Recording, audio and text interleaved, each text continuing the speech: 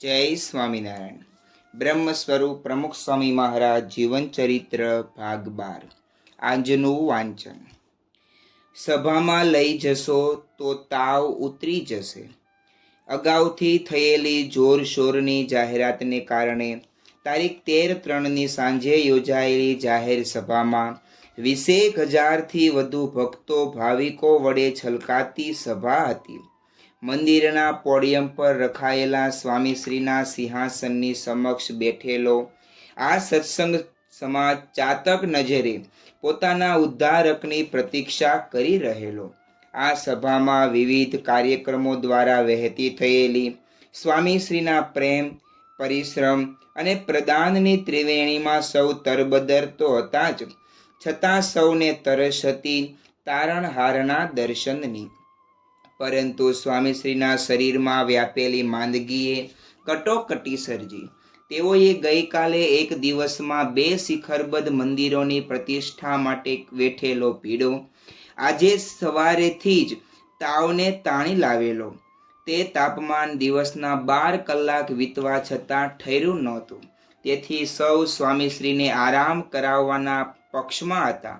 અલબત્ત સર્વે ભક્તોને રાજી કરવા માટે જ સતત પ્રયત્નશીલ સ્વામીશ્રી બીમારીમાં પણ સભામાં પધારવાની ઝંખના સેવી રહેલા. તેઓની આ દ્રઢ ઈચ્છાના પ્રબળ પ્રવાહને ખાળવા તેઓના ઓરડામાં 6 આયોજક સંતો પ્રવેશ્યા. ત્યારે પલંગમાં ધાબળો ઓઢીને બેઠેલા સ્વામીશ્રીનું કેવલ મુખારવિંદ દેખાતું હતું, કારણ કે શયન કક્ષનું બારણું ખુલવાથી ઘૂસી આવેલા પ્રકાશનું આછું અજવાળું ઓરડામાં પ્રસરી રહેલું. તેના ઉજાસમાં સ્વામીશ્રી પલંગની ચારેકોર વીંટળાઈને ઊભેલા સંતોના ચહેરા જોઈ શકતા હતા, પરંતુ તેઓનું મુખારવિંદ સંતોને ઝાખું જણાઈ રહેલું. આ પરિસ્થિતિમાં સંતો દ્વારા વિનંતીના સૂર વહેતા થયા. બાપા, તાવ ચડી ગયો? હા, આરામ કરો, સભામાં જવાની જરૂર નથી. મને એમ થાય છે કે ઠાકોરજીના દર્શન કરી લઈએ. એ તો સવારે કર્યા જ છે ને, રોજ ક્યાં 2 વખત દર્શન કરવા જઈએ છીએ? મોટી સભા ભરાઈ છે ને, એટલે 10 મિનિટનું કામ છે, ત્યાં જઈ આવીએ તો બધાને સંતોષ થાય. પણ અત્યારે તાવ છે અને તાવમાં ન જવાય તો સારું. પણ મને તાવ જેવું લાગતું નથી, એવી અશક્તિ પણ લાગતી નથી. આટલા બધા હરિભક્તો ભેગા થયા છે અને આપણે ફરી અહીં ક્યારે આવવાનું થાય? એટલે મનમાં એમ રહે છે, ફક્ત 10 મિનિટ સભામાં બેસીને આવતા રહીએ. બીજું કાંઈ મારે કરવું નથી, પ્રવચન કરવું નથી. મોટી સભા થઈ છે તો બધાને દર્શન થઈ જાય અને આપણને પણ એમના દર્શન થઈ જાય. પણ ચાલો, તાવમાં ન જવાય તો સારું. ડૉક્ટરે ના પાડે છે. ડૉક્ટર તો કહેવાના જ છે ને, પણ આપણે ક્યાં બહુ રોકાવાનું છે, ભાષણ પણ કરવું નથી. જો આપણે સભામાં જવું હોય તો તાવ ઉતારી દો. આમ સૂઈ રહીએ એનાથી તાવ ઉતરતો હશે તો બહાર જઈ ભીડો વેઠવાથી પણ ન ઉતરે ને. એમાં બધા રાજી થાય ને, એટલા માટે જ વાત છે. આપણે લાંબુ બેસવું નથી, સ્વામીશ્રી બોલ્યા. તાવમાં પણ ભક્તોને રાજી કરવાની તેઓની કેવી તમન્ના! પરંતુ સંતો કોઈ જોખમ ઉઠાવવા માંગતા નહોતા.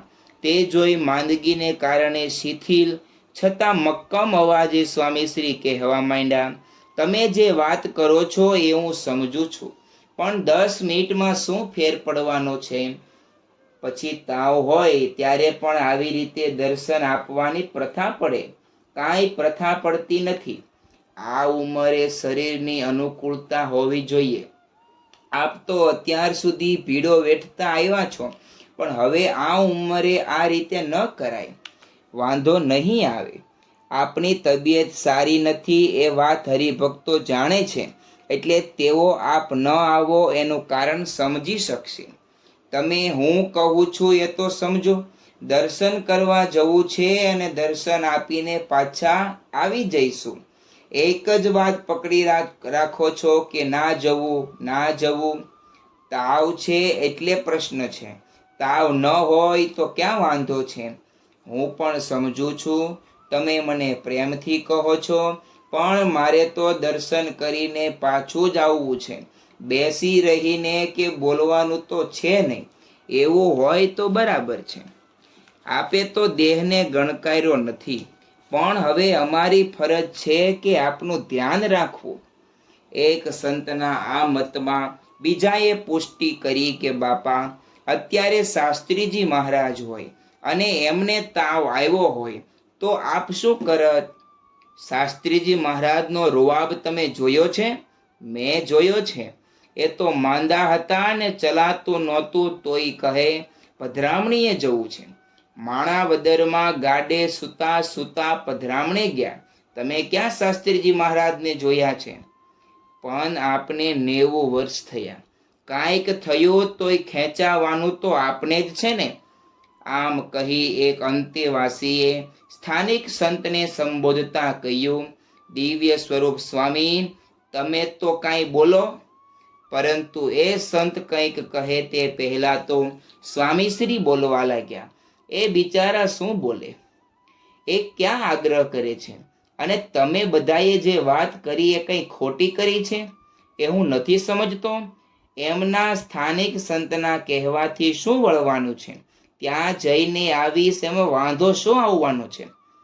આ પરિસ્થિતિમાં આપ જાઓ ને કાંઈ થાય તો લોકો અમને કહે કે તમે શું કરતા હતા. તમારા માથે કોઈ જવાબદારી નહીં આવે. હું કહીશ કે મારો આગ્રહ હતો. હું પોતે જ કહું છું કે ત્યાં શાંતિથી જઈને આવી જવાશે. જઈ આવીએ એટલે બધું સારું થઈ જશે. આપ તાવ ઉતારી દો ને, ત્યાં સભામાં લઈ જશો તો તાવ ઉતરી જશે.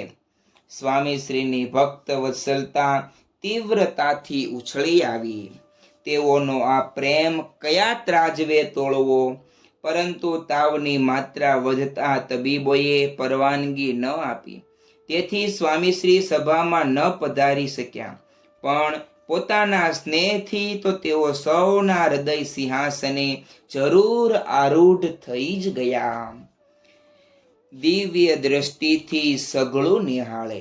તારીખ 16/3ની સવારે હેલિકોપ્ટર દ્વારા બોડેલીથી સારંગપુર પધારેલા સ્વામીશ્રી અહીં પુષ્પ દોલોત્સવ નિમિત્તે આવ્યા હોવાથી તે સંબંધી ઝીણી ઝીણી સૂચના પ્રથમ દિવસથી જ આપવા લાગ્યા.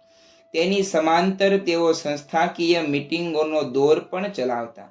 પરંતુ બનતું એવું કે સાંજે 4:30 વાગ્યે નિશ્ચિત થયેલી આ બેઠકના સમયે સ્વામીશ્રી ટકોરા બંધ હાજર થઈ જ જતા. બીજા સદસ્યોને આવવામાં થોડી મિનિટોનો ફેર પડતો.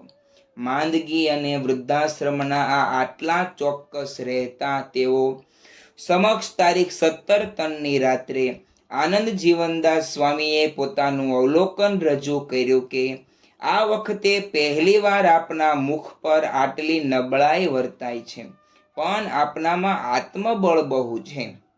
આપણું કાંઈ નથી. આ તો શાસ્ત્રીજી મહારાજ અને યોગીજી મહારાજના આશીર્વાદનું બળ છે, મહારાજનું બળ છે. એમની ઈચ્છાથી જ બધું થાય છે, એ જ બધું કરાવે છે. સ્વામીશ્રી બોલ્યા.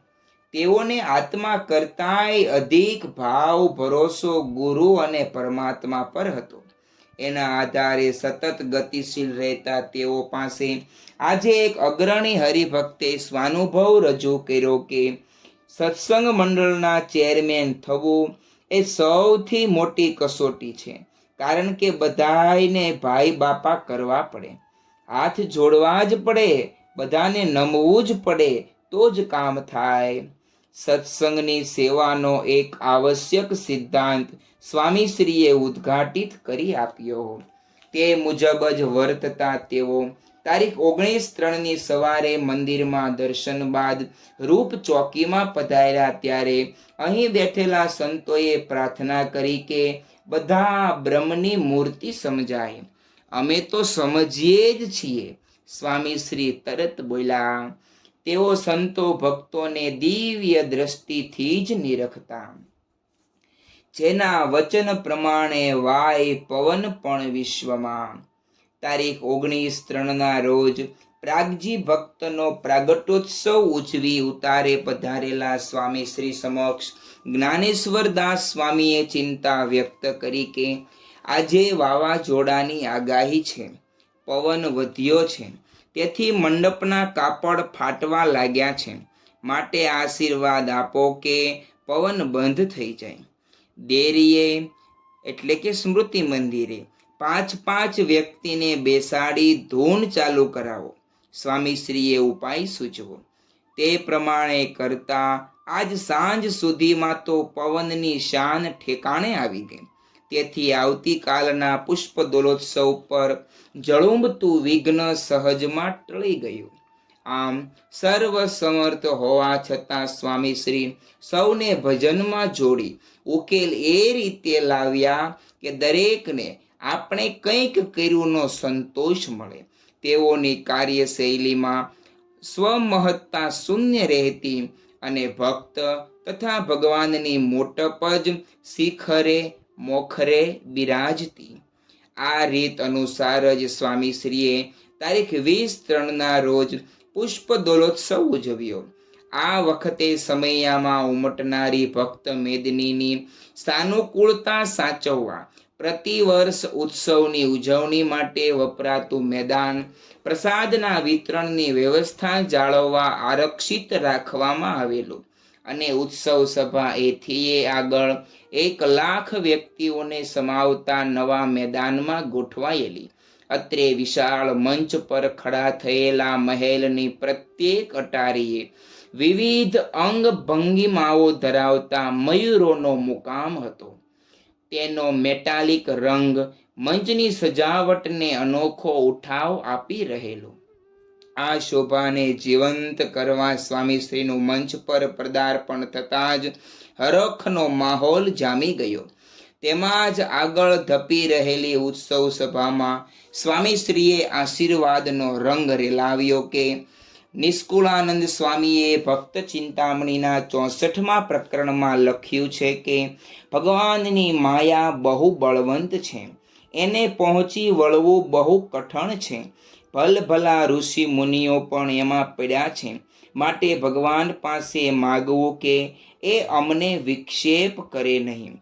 તમારા લીલા ચરિત્રો અમને દિવ્ય દેખાય, કારણ કે ભગવાનનું મનુષ્ય ચરિત્ર પણ દિવ્ય છે. ભગવાન તો અનેકને સુખ આપવા આવ્યા છે, માટે કોઈ વાર મનુષ્ય ચરિત્ર પણ કરે. તે વખતે આપણને મનુષ્ય જેવા લાગે પણ એવા છે જ નહીં.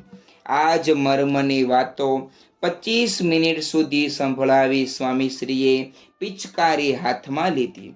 તે વડે પહેલા ઠાકોરજીને રસબસ કર્યા બાદ તેઓએ સતત 80 મિનિટ સુધી અવિરત રંગધારા વહાવી હરિભક્તોને તરબતર કરી મૂક્યા. ખાવું તે વિશેષ છે કે નિયમ ધર્મ પાળવા તે?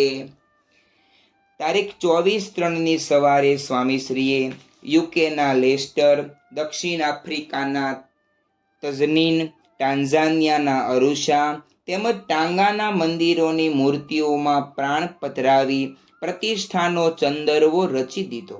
તેની તળે તેઓએ કેપટાઉનના વિષ્ણુ મંદિરમાં બિરાજનારી ગુણાતીત ગુરુ પરંપરાની પ્રતિમાઓમાં પણ પ્રાણ પૂર્યા. આ પ્રસંગે સૌને આશીર્વાદ આપી તેઓ ઉતારે પધાર્યા ત્યારે પ્રેમને પરવશ થઈ ગયેલો એક યુવાન મળવા આવી ચડ્યો.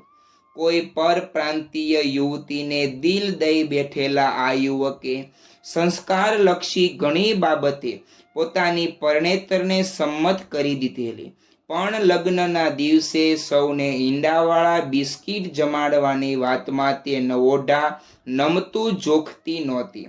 આ અંગે વધુ આગ્રહ કરવામાં તે દુખાઈ જવાની ભીતિ સેવતા પેલા યુવાને માર્ગદર્શન માંગ્યું. ત્યારે સ્વામીશ્રી બોલ્યા, દુખાય તો ભલે દુખાય, પણ નિયમ ધર્મમાં બાંધછોડ ન કરવી. માંસાહાર તો કરાવાય જ નહીં.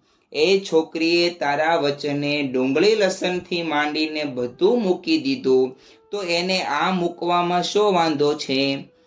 મારા મનમાં એમ છે કે એને બધી જ બાબતમાં આપણે ના પાડીએ છીએ, તો આ બાબતે થોડું એનું મન સાચવી લઈએ તો આગળ. તને પરણવાની ગરજ છે તો એને નથી?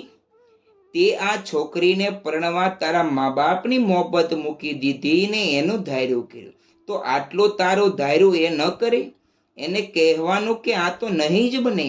ઈંડા ખવડાવવાથી કંઈ મોટપ વધે છે? અને ન ખવડાવે તો લગ્ન ઓછું તૂટી જવાનું છે? બધી પ્રકારની ધામધૂમ થશે. અમે પ્રાર્થના કરીશું, એની બુદ્ધિમાં ભગવાન પ્રવેશ કરશે. ખાવું તે વિશેષ છે કે નિયમ ધર્મ પાળવા એ વિશેષ છે? નિયમ ધર્મ પાળવાથી ભગવાન રાજી થશે, ખાવાથી શું થવાનું? આટલું કહી સ્વામીશ્રીએ એ યુવાનને ટટ્ટાર કરી દીધો. સદા સુરવીરતા સિંચતી વાણી દ્વારા ખમીરવંતી યુવાનીના વિશ્વકર્મા પુરવાર બનેલા સ્વામીશ્રીનું ઋણ સમાજના શિરે સદાય રહેશે. શ્રી સ્વામિનારાયણ ભગવાનની જય. આગળનો વાંચન યજ્ઞ આપણે આવતીકાલે કરીશું. ત્યાં સુધી સર્વે હરિભક્તોને જય સ્વામિનારાયણ.